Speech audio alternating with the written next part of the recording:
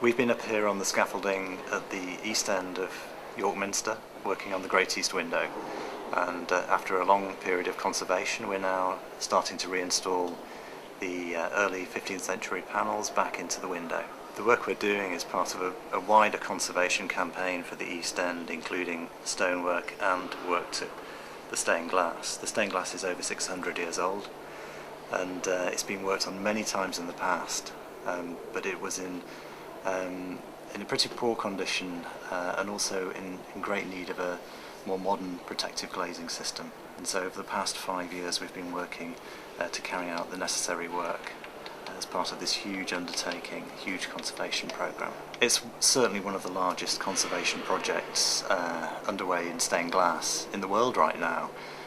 We've been planning the project for almost 10 years now, and from actually beginning work on the panels, I think we removed the window back in 2008.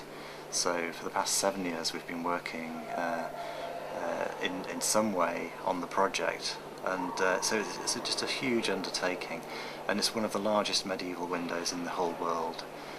It's around about 75 feet up to the top.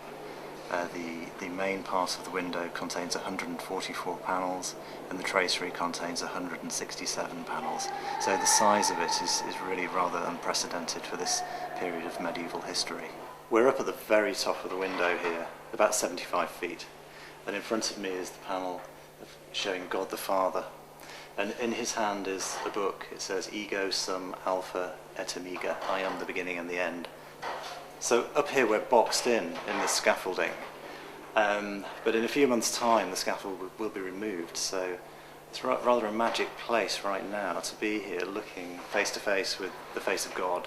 The window had variable states of deterioration, and that's quite dependent on the glass. Some of the glasses are very stable and some are very unstable. It did have a protective glazing, although the protective glazing had started to deteriorate itself. What was that made of? That was made of horticultural glass into a diamond pattern, a diamond quarry pattern, and was installed at the very beginning of the 20th century and had started to show signs of wear and tear itself, so it wasn't necessarily doing its job as well as it could have been.